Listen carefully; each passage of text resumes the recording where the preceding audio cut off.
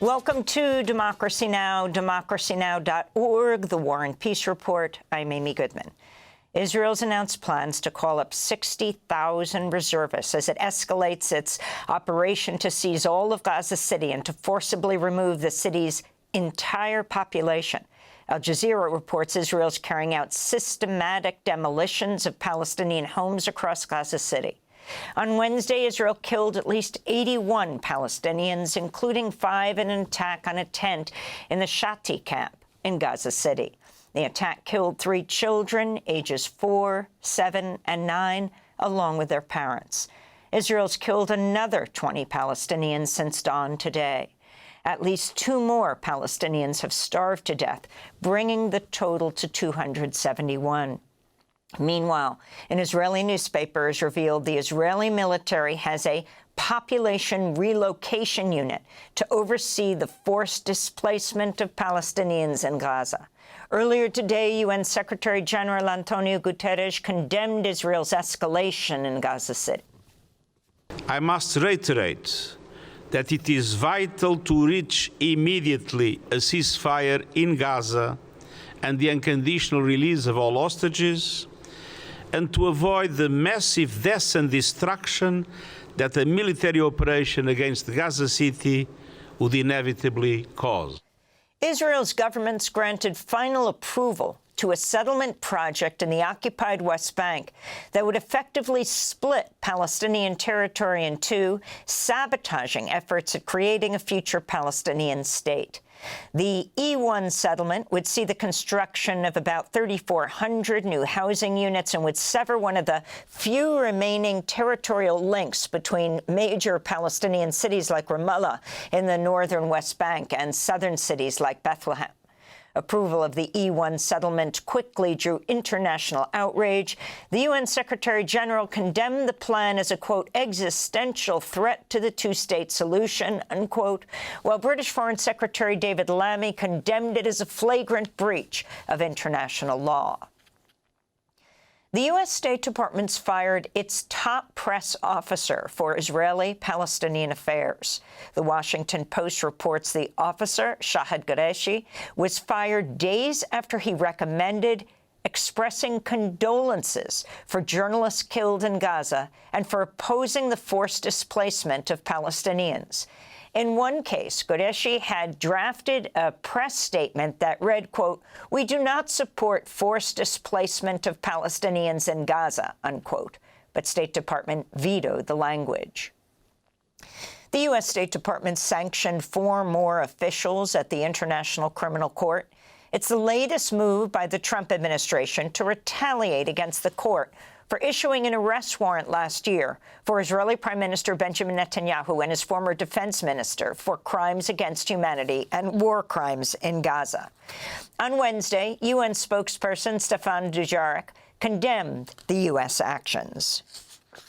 The decision imposes severe impediments on the functioning of the Office of the Prosecutor and respect for all the situations that are currently before the court. Judicial independence is a basic principle that must be respected. And these types of measures undermine the foundation of international justice. Russia escalated its assault on Ukraine overnight, firing 574 drones and 40 ballistic and cruise missiles in one of its biggest aerial attacks of the year. At least 1 civilian was killed and 15 injured in the latest Russian attack. Russia also hit an American electronics manufacturer in western Ukraine near the Hungarian border. Meanwhile, the Kremlin has yet to commit to talks between Russian President Vladimir Putin and Ukrainian President Volodymyr Zelensky, despite calls for a summit by President Trump.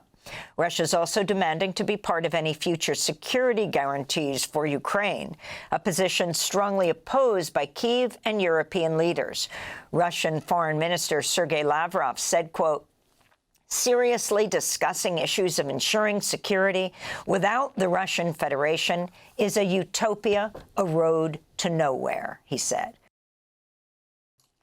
The Wall Street Journal reports President Trump has ordered the Pentagon to send 3 U.S. Navy warships to South America, including near the coast of Venezuela.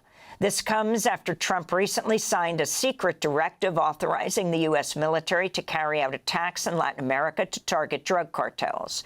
On Tuesday, the Colombian president, Gustavo Petro, warned the U.S. against using military force in the region. The Americans are wrong if they think that by invading Venezuela, they are solving their problems. They're putting Venezuela in the same situation as Syria, but they would drag Colombia into the same because these groups would take over underground resources and minerals. And this means more economy of death, not of life. So I told the United States through its envoys that invading Venezuela would be the worst mistake. Texas's Republican-led House of Representatives have approved a new congressional district map designed to flip 5 Democratic-held U.S. House seats in the 2026 midterm elections. A bill redrawing the maps to favor Republicans passed along party lines Wednesday, advancing the legislation to Texas's Republican-controlled Senate, where its approval is all but guaranteed. This rare instance of mid-decade redistricting came at the behest of President Trump. Its passage was held up for weeks after more than 50 Democratic lawmakers fled Texas to deny Republicans quorum for a vote. They returned to Austin this week amidst threats by Republican leaders to have them arrested or removed from office and replaced. Houston Representative John Rosenthal said he and fellow Democrats will sue to block the gerrymandered map once it's signed into law by the Republican Governor Greg Abbott. It's not just a power grab. It's the fact that because they're going to lose, they want to pick up more votes, but it's the way they're going about it by dismantling black and brown districts. And let's face it, this is a racist power grab that especially goes after our African-American representatives in Congress. A federal appeals court has cleared the way for the Trump administration to revoke temporary protected status for 60,000 people from Honduras, Nepal, and Nicaragua. Immigrant rights advocates warn the decision could lead to the deportation of families who've lived lawfully in the United States for decades.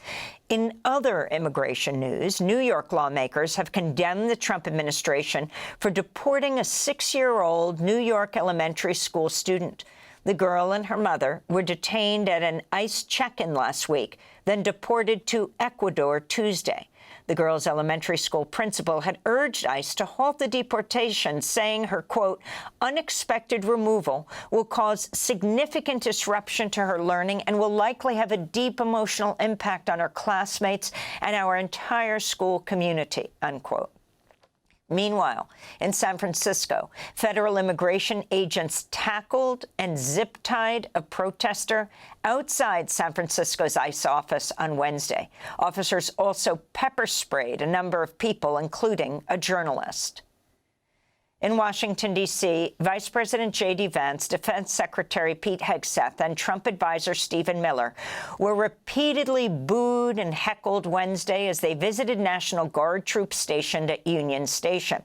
Some in the crowd chanted, "From D.C. to Palestine, occupation is a crime."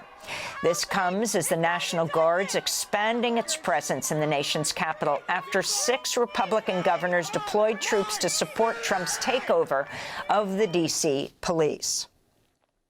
President Trump's called on Federal Reserve Governor Lisa Cook to resign in his latest attack on the Fed's independence. Cook, who's the first black woman to ever serve as a Fed governor, has rejected Trump's call, saying she won't be bullied into stepping down. Trump has also repeatedly threatened to fire Fed Chair Jerome Powell. Trump's threat against Cook came after a Trump official alleged she once committed mortgage fraud by claiming 2 properties to be her primary residence. Another federal judge has rejected the Justice Department's request to unseal grand jury testimony related to the Jeffrey Epstein sex trafficking case. Judge Richard Berman wrote, quote, "The government is the logical party to make comprehensive disclosure to the public of the Epstein files," unquote. St. Charles, Missouri has become the latest community to fight off plans to build a massive AI data center. The developer of the project withdrew the plans this week amidst growing community opposition to the secretive project. The community never even learned which company was behind the proposal. And police in Redmond, Washington, arrested 18 people at a protest encampment at Microsoft's headquarters Wednesday. The protest was organized by the group No Azure for Apartheid, which is made up of current and former Microsoft workers opposed to Microsoft's work with the Israeli military. Microsoft provides AI and cloud technology used by Israeli forces in Gaza. Microsoft has also helped Israel carry out mass surveillance of Palestinians. And those are some of the headlines. This is Democracy Now!, democracynow.org, The War and Peace Report. I'm Amy Goodman. Thanks for watching Democracy Now! On YouTube. Subscribe to the channel and turn on notifications to make sure you never miss a video. And for more of our audience-supported journalism, go to democracynow.org, where you can download our news app, sign up for our newsletter, subscribe to the daily podcast, and so much more.